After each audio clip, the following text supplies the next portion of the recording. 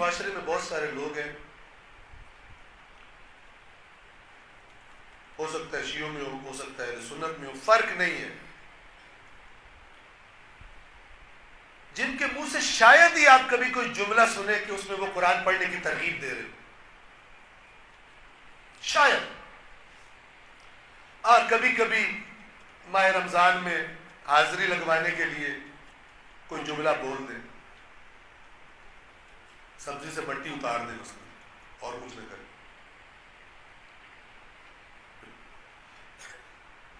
لیکن جب اصل میں بولیں گے ایسی باتیں بولیں گے کہ سننے والوں کے دلوں میں اگر کچھ رغبت ہے بھی قرآن کی تو بھی ڈر کے پیچھے ہٹ جائیں.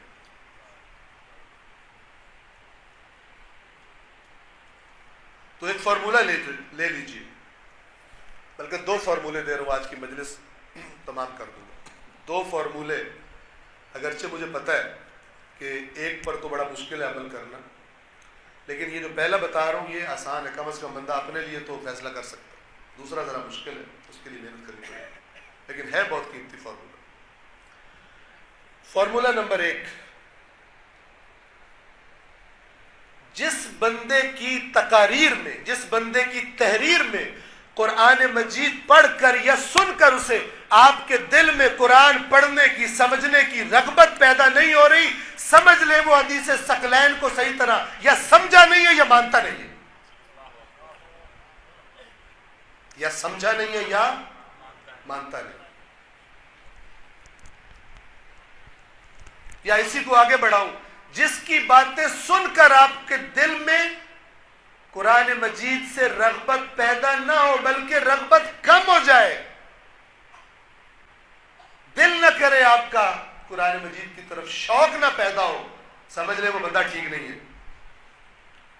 چاہے جتنی بھی اچھل کود کرے ممبر پر، توجہ فرما رہے، چاہے نظم میں کرے چاہے نثر میں کرے، چاہے ود امامہ کرے چاہے وداؤٹ امامہ کرے، ود جنا کیپ کرے، پینٹ شرٹ میں کرے یا شلوار قمیض میں کرے یا دھوتی باندھ کے کرے،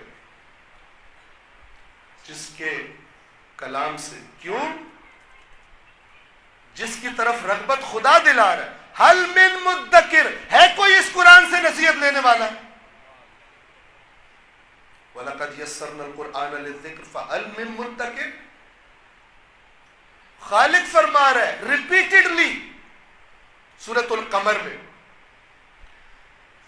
اور یقین کر لو کہ ہم نے اس قرآن کو نصیحت کے لیے آسان کر دیا ہے. تو ہے کوئی نصیحت لینے والا؟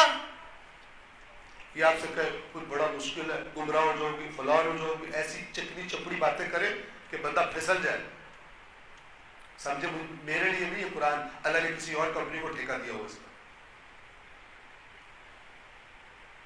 اس بندے سے ہوشیار جس کی بات سن کر نہ صرف یہ کہ رغبت پیدا نہ ہو قرآن کے بارے میں، رغبت، میں آپ کو مثال دیتا ہوں. قرآن اور اہل بیت دو چیزیں ہیں نا. اگر کسی بندے کی باتیں سن کر آپ کو یوں لگے کہ یہ ہمارے دلوں سے اہل بیت کے بارے میں رغبت کم کرنا چاہ رہا ہے، آپ اس کو سنیں گے یا نہیں سنیں گے؟ بتائیں جی، اس کی باتوں میں نعرے ماریں گے؟ تو پھر دوسرا کون ہے اہل بیت کے ساتھ؟ جی، تو قرآن کے بارے میں یہ حساسیت کیوں نہیں ہے نا؟ تبھی ہماری زندگیوں میں ہے بھی نہیں.